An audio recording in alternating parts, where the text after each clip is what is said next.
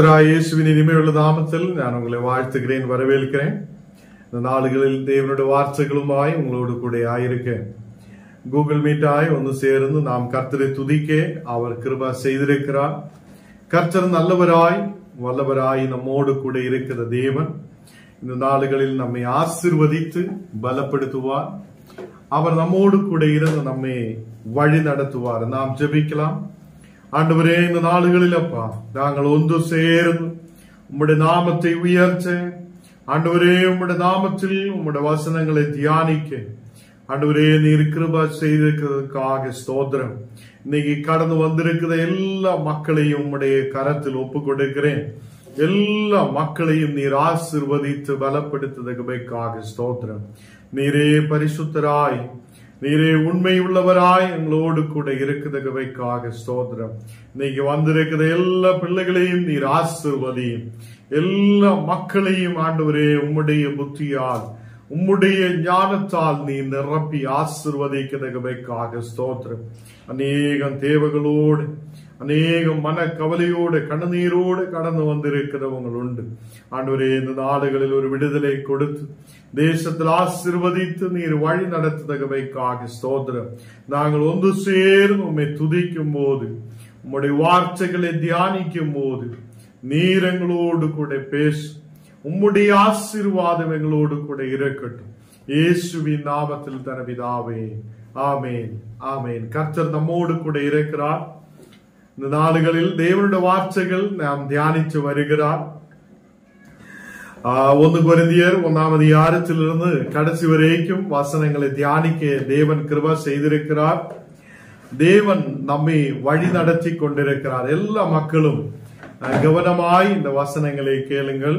யோவான் 1 யோவான் 2ஆம் அதிகாரம் அதிலே 5ஆமത്തെ வசனம் நாம் வாசிச்சு கேட்கலாம். 1 யோவான் 2ஆம் அதிகாரம் அதிலே 5ஆமത്തെ வசனம். அவருடைய வசனத்தை கைக்கொள்ளுதலிடத்தில் தேவ அன்பு மெய்யாகவே பூரணப்பட்டிருக்கும். நாம் அவருக்குள் இருப்பதே என்பதே அதனாலே அறிந்திருக்கிறோம். இந்த நாளுகளில் கர்த்தர் பிள்ளைகளே, நாம் தேவனுடைய வசனத்தை கைக்கொள்ளிருக்கும் போது தேவனுடைய அன்பை நாம் வெளிப்படுத்துத பிள்ளைகளாய் இருக்கணும். இந்த 1 கொரிந்தியர் நாம் வாசிக்கும் போது நமக்கு அதை அநேக விஷயங்களை நாம் தியானித்திருக்கிறார். அதில் நிறைய இடங்களில் நாம் ஒரு மனதுள்ளவராய் இருக்க வேண்டும் என்றும், ஒரு மனதர உள்ளவராய் இருந்து கர்த்தருடைய பிள்ளைகளாய் இருக்க வேண்டும் என்று நமக்கு இங்கே வசனத்தில் அநேகம் இடங்களில் நாம் படித்திருக்கிறார். இந்த நாடுகளில் அதை எங்கே சொல்லுகிறார்? இந்த 1 யோவான் 2:5 சொல்லப்படுகிறார். அவருடைய வசனத்தை கைக்கொள்ளுதவன் அவருடைய இடத்தில், யாரெல்லாம் தேவனுடைய வசனத்தை கை கொண்டிருக்குதோ அவங்களுடைய இடத்தில் தேவ அன்பு மெய்யாகவே இருக்கிறார். அப்போ உங்களுக்குள்ளேயும் எனக்குள்ளேயும் தேவ அன்பு இருக்க வேண்டும் என்று வசனத்தில் நாம் பார்க்கிறார். கர்த்தர் பிள்ளைகள், இந்த நாள்கள் நாம் அநேக கிராமங்கள், பட்டணங்கள், தேசங்களில் கடந்து செல்லுகிறார். அநேக மக்கள் நம்மோடு கூட பேசுகிறார். இந்த நாளுகளில் நம்முடைய இடத்தில் ஒரு தேவ சாட்சி இருக்கணும். எப்படி இருக்கணும்? நாம் தேவனுடைய அன்பை வெளிப்படுத்துத மக்களாய் இருக்க வேண்டும். அது பரிபூர்ணமாய் இருக்க வேண்டும். கொஞ்சமாக இப்ப கொஞ்ச நேரத்துக்கு அந்த அன்பு இருந்துட்டு அதுக்கப்புறம் கொஞ்ச நேரத்துக்கு அந்த அன்பு இருக்காத போயிருந்தா நம்ம பரிபூர்ணமான அன்புக்குள்ள இல்லை. அப்போ தேவ அன்பு பரிபூர்ணப்பட்டு இருக்கணும். நமக்குள்ள எப்போதும் அந்த அன்பு நிரம்பி இருக்கிற பிள்ளைகளாய் நாம் மாற்றப்படணும். அதே குடும்பத்துக்குள்ள, கணவன் மனைவிக்குள்ள, பிள்ளைகளுக்குள்ள தெய்வீக அன்பு நமக்கு இன்னையிலிருந்து காணப்படணும். தேவனுடைய பிள்ளைகளே, நாம் ஆயிருக்கிற இடத்தில் நமக்கு தேவனுடைய அன்பு மெய்யாகவே நமக்குள்ள பரிபூர்ணமாய் இருக்க கர்த்தர் நமக்கு கிருபை செய்வார். இங்கே 6ஆமത്തെ வசனத்தில் நாம் வாசிக்கும் போது, அவருக்குள் நிலைத்திருக்கிறேன் என்று சொல்லுகிறவன் அவர் நடந்தபடியே தானும் நடக்க வேண்டும். எப்படி இயேசு கிறிஸ்து நடந்திருக்குதோ, எப்படி இயேசு கிறிஸ்து இந்த உலகத்தில் வாழ்ந்திருக்குதோ, அவர் எப்படியெல்லாம் இந்த உலகத்தில் நடந்திருக்குதோ அதே மாதிரி நாமும் நடக்க வேண்டும் என்று இந்த வசனத்தில் சொல்லப்படுகிறார்.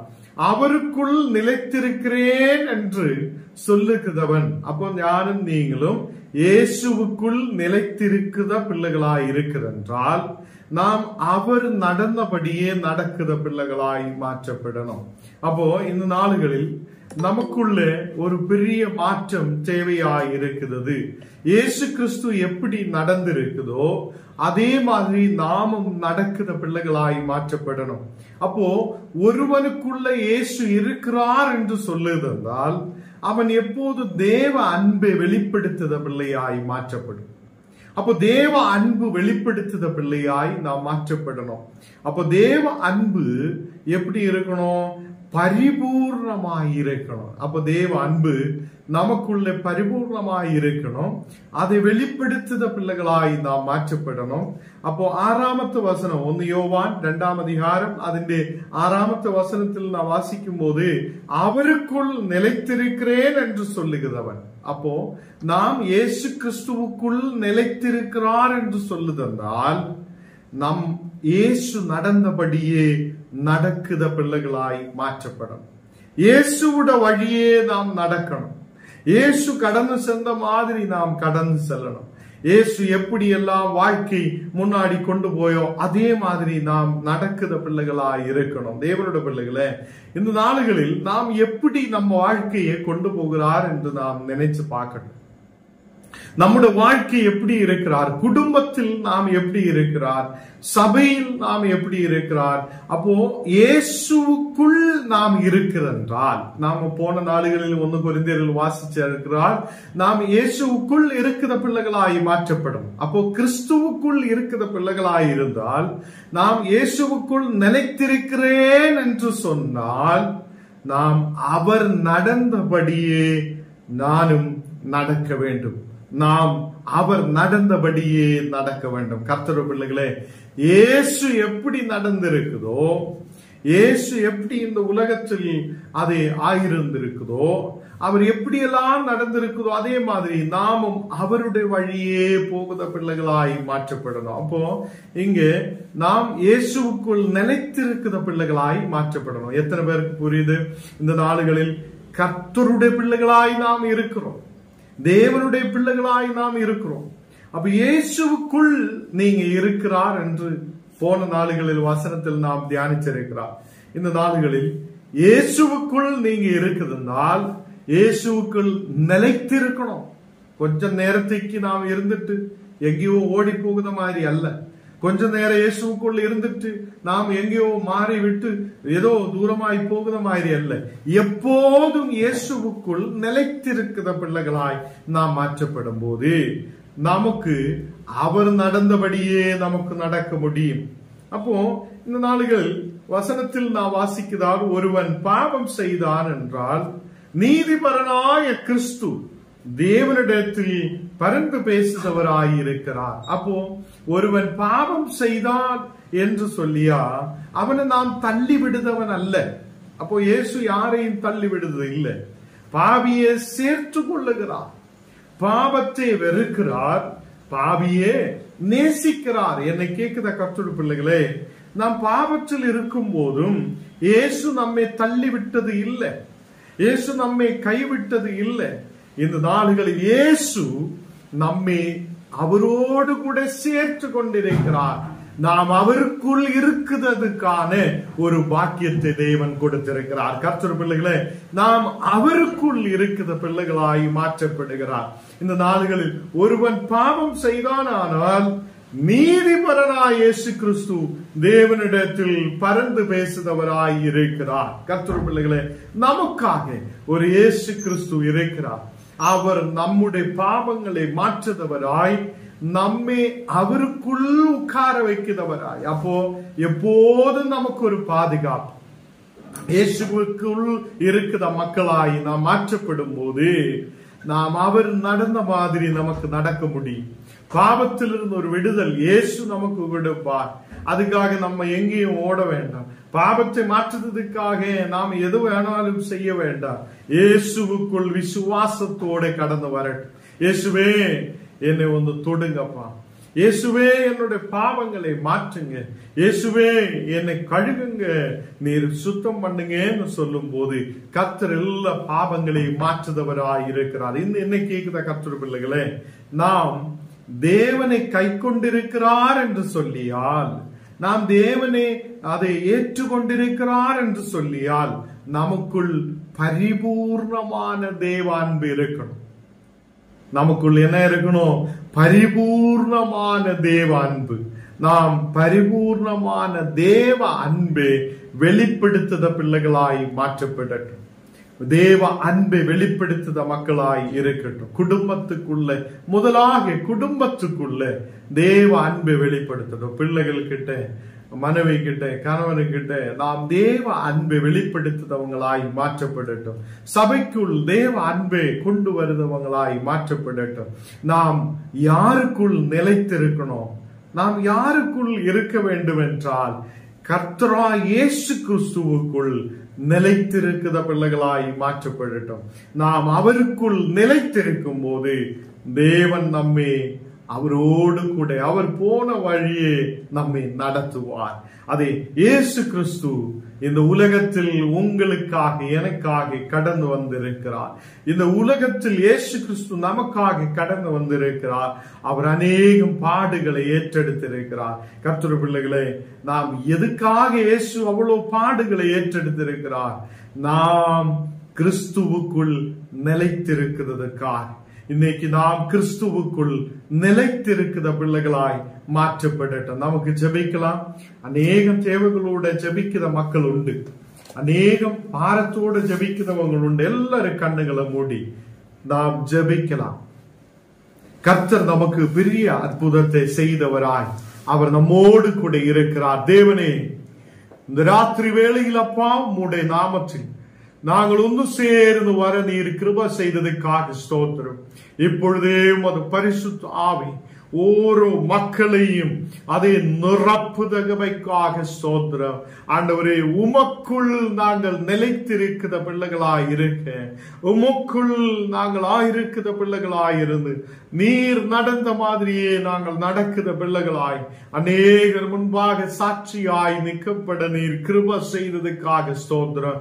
இன்னைக்கு கடந்து வந்திருக்கிற ஓரோ மக்களுடைய குடும்பங்களிலும் தேவனே, அவங்களுடைய கணவன் மேல், மனைவிகளின் மேல், குடும்பத்தின் மேல், பிள்ளைகளின் மேல் ஒரு விடுதல் இறங்குதகவைக்காக ஸ்தோத்திரம். இந்த நாடுகளில் கர்த்தரே உமது வல்லமையின் கரம் ஓரோ மக்களையும் தொடுதகவைக்காக ஸ்தோத்திரம். உண்மையோடு ஜெபிக்கிற ஓரோ உள்ளங்களையும் கர்த்தர் இப்போது நிரப்புகிறார்.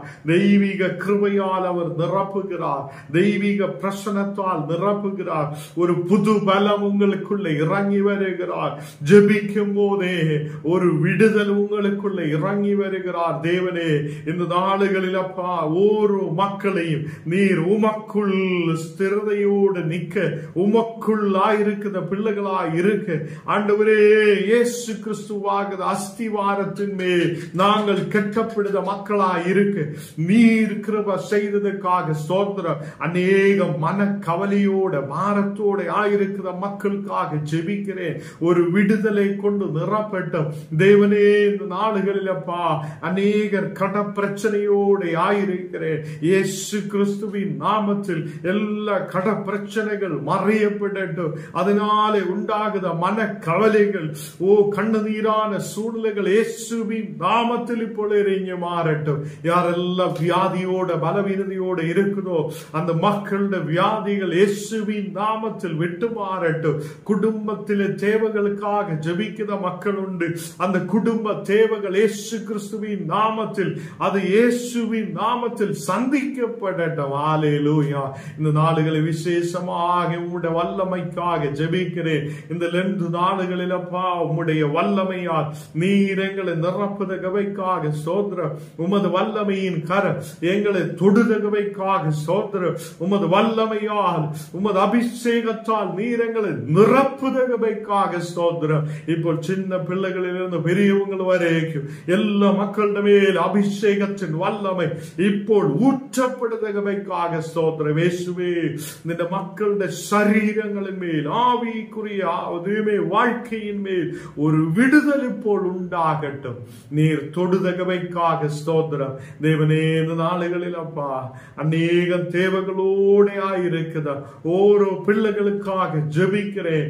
இந்த நாளுகளில் தேவைகள் சந்திக்கப்படட்டும். வேலைகளுக்காக கடந்து போகுத மக்கள் உண்டு, அவங்களுடைய வேலைகளில் ஒரு ஆசீர்வாதம் உண்டாகட்டும். தேவனே போகுத இடங்களில் பாதுகாப்பு உண்டாகட்டும். இன்னைக்கு நாங்கள் கேட்ட வசனத்தின்படி நாங்கள் உமக்குள் ஸ்திரதையோடு ஆயிருக்க, உமக்குள் நிலைத்திருக்க ஆண்டவரே நீர் எங்களுக்கு கிருபை செய்யும். நீர் நடந்த மாதிரியே உம்மோடு கூட உம்முடைய வழியே நடக்க நீர் எங்களுக்கு கிருபை செய்யும். ஆண்டவர் எல்லா மக்களையும் நீர் பலப்படுத்தி ஆசீர்வதியும். இயேசுவின் நாமத்தில் தன பிதாவே, ஆமென்.